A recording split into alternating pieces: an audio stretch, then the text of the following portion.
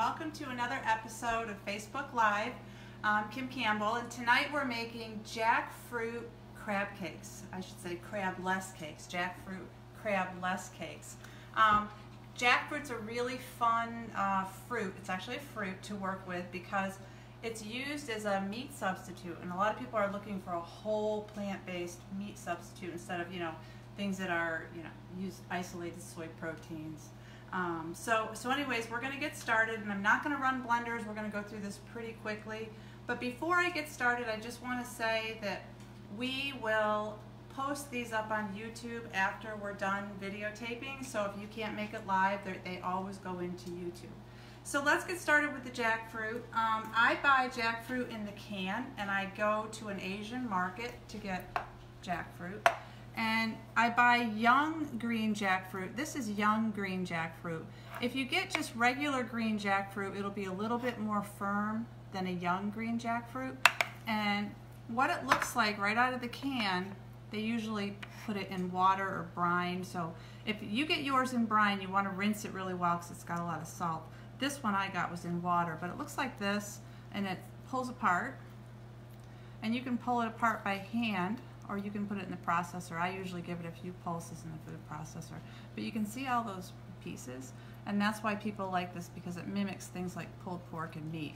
I use it for barbecued sandwiches, tacos, and it's pretty inexpensive. A can of this is about $2. You can order it online, but I find it's cheaper if you just go to an Asian market and buy a bunch of it. So, alright, so what I did is I put it in the food processor and I pulsed it about 7 or 8 times. You don't want to, you don't want to puree it because you still want to see the stringy pieces. So that's what I got after I pulsed it about 7 or 8 times. And then to this crab cake, I'm going to add chickpeas. I took a can of chickpeas and a 1/4 cup of the chickpea liquid, and because that's called aquafaba, and that acts as an egg-like binder. So I went ahead and pulsed it so that it looks a little bit like that. You don't want to pulse it down into a puree or a hummus. You want to be able to see the beans. And so I use the beans mainly because it holds the crab cake together, but it also adds more fiber and more nutrition, so it's all good.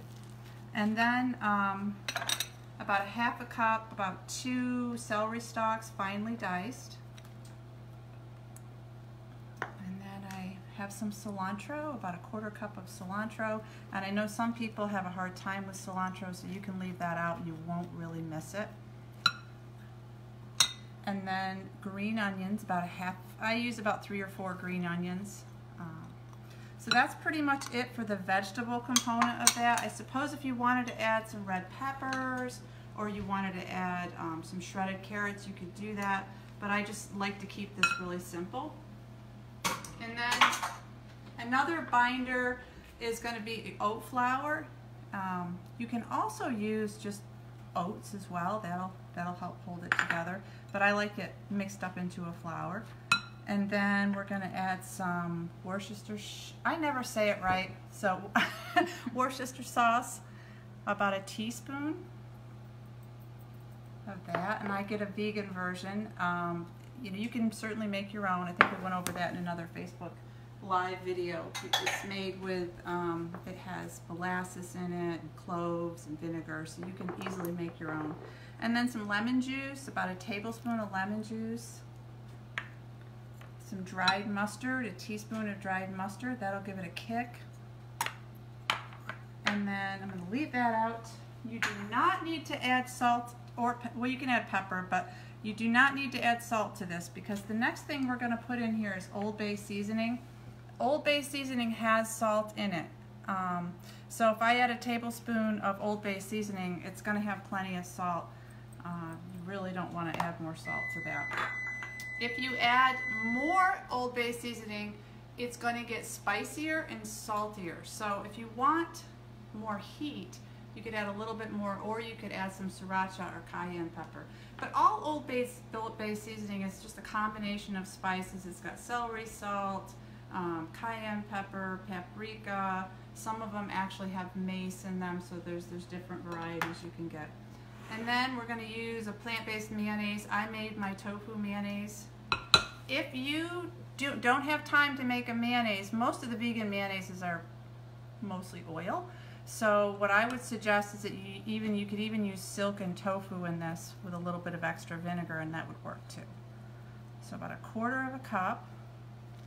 And then I forgot to use this on my batch earlier, but this is nori sheets, which is seaweed, and I roasted it. It's been sitting here for a while, and the reason I roasted it is because it crumbles up really nicely after you roast it and you get it into small pieces. If you don't roast it, you're going to have to use kitchen shears or spend a little bit of time tearing it. It's okay if it's not really fine. You can also use dulse, which you can buy in the Asian markets, or you can buy it at Whole Foods. I still think that this gives it more of a fishy flavor. Really important not to leave that out and not to leave the Old Bay seasoning out. That's what makes it taste like a crab cake. And then just kind of work this together. You can use your hands and mix it. Do we have people on, Laura? Are we actually taping? Yep. Okay. Please ask questions if you have any. I think tonight's going to be a pretty quick night.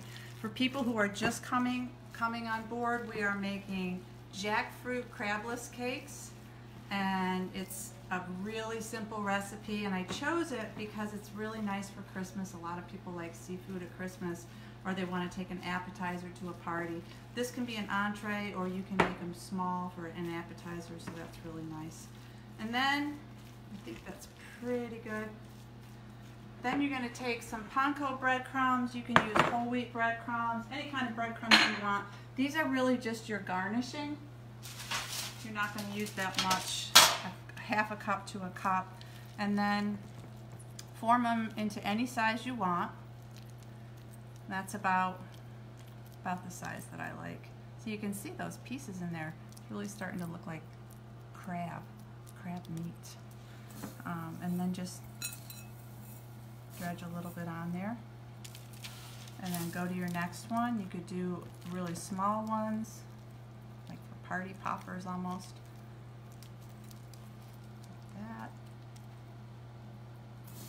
And then dredge it again. And then what I like to do when I get all done with them is put some paprika on them. Just makes them look pretty. So dump a little bit of that. And I will finish these up later. That is a super easy recipe. You really need to have a food processor to make it easier. And then the next step is to make an aioli sauce, because seafood goes really nice with horseradish. So I bought some prepared horseradish. Horseradish comes from a root, and what they do is they shred it, and then they add some vinegar to it. Sometimes they add sugar, and it's really pungent, more so than an onion. So if you were to make it yourself, you would really notice that. You don't want to get the horseradishes that are more like a mayonnaise. You just want to get the prepared kind. So Laura will reach down and show them that. And I can smell it from here. Wasabi is in the same family actually, and this will clean your nose out really well if you eat too much of it. So we're going to add 2 or 3 tablespoons to your mayonnaise, and I have 1 cup of mayonnaise. If you like it stronger, you can add more. If you don't like horseradish, you can leave it out completely and just add more lemon juice, but I'm going to put a tablespoon of lemon juice in there, and then some dill. If you don't like dill, you can leave that out too. But this to me just makes the crab cake. This goes nice on sandwiches, tofu sandwiches, anything like that. Ooh, I can smell it from here. That'll make your nose run. No questions? Okay. So I made a batch ahead of time, and these freeze really nicely. You can make them for the holidays. You can make them this week. Stick them in the freezer. They're perfect. I'm actually going to take a bite here. Hopefully I didn't put too much horseradish in here because it's going to be strong. Wow, that's perfect. That's really good. So that's really it for tonight. If you have any questions. There is one question. Amy, can't see all of her name. What's in the mayonnaise? The tofu cashew mayonnaise it's basically a little bit of cashews, about 1/4 of a cup, about 1/2 of a cake of tofu, extra firm tofu. And then it's got vinegar in it, it's got a little bit of maple syrup or agave, whichever you'd like to use. It has some Dijon mustard and a little bit of water, and that's it. It's very easy. So what you can do if you want to make your own mayonnaise is start with that tofu and then just add the vinegar and the lemon juice and the sweetener and kind of get it to that mayonnaise that you really like. There is a recipe in the PlantPure Nation cookbook, which brings me to another topic.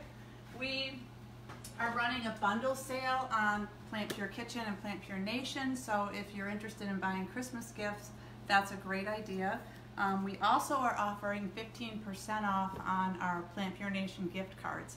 There'll be more specials as we get closer to Christmas and even after Christmas, so stay tuned and go to our website, plantpurenation.com. So that's really it for tonight. Really quick and short. I think I did that in maybe under 10 minutes. We're going to do a show next week making Christmas cookies, probably just one Christmas cookie. So I'll see you back here in a week, and thank you for joining us at PlantPure. And if you are interested in watching these videos, we always put them in YouTube. Have a great week.